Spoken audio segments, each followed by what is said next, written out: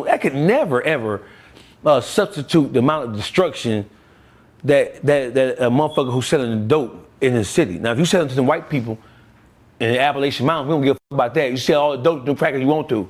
You hear me? Take all the dope you can get, and take their shit to Tennessee, to the crackers in the hills and mountains, or Kentucky. Sell dope to them all day. Kill them all. Let them OD all them crackers. That's less crackers we got to worry about. But when it comes to selling dope in the hood, you know, bro, that's not really Robin Hood. Robin Hood is taking from the rich and giving to the poor.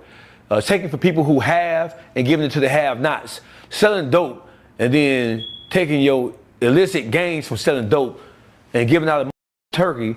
All you got. So let's add this up. Talk to somebody who mama is on dope and on. The dope dealers didn't used to sell dope on Sundays. They used to, out of respect for the church people, they used to give back. That was the whole different generation. That was the truth. Not just, I don't know where she's from, but even in Detroit, that was prior to the crack epidemic. When the crack hit, all bets was off. So I'm thinking she talked about doing the heroin epidemic and shit like that. It was like the 60s.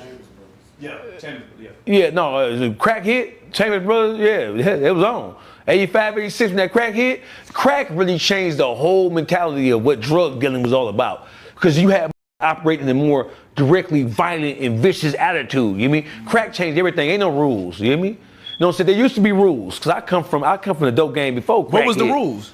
The rules were just what you just said that you alluded to. There were parameters to what you did, right? There were restrictions to who you could. You wasn't selling no mixed jazz, no 13, 14-year-old kid. Lean and like that preceded the crack epidemic.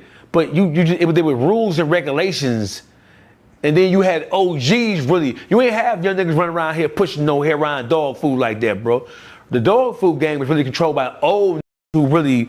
There was a prescription to how you did certain shit. You feel what I'm saying? There was rules and regulations because you had older. Crack epidemic allowed younger people to enter into the drug dealing world, and those young people hadn't been developed psychologically, even though we're talking about selling drugs.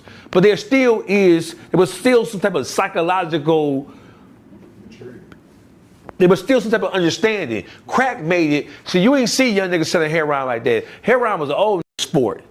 You know what I'm saying? You had young runners, but it was controlled by the OGs, you hear me? The crack epidemic, it turned niggas who were 14, 15, 16, 17 into millionaires by any means necessary.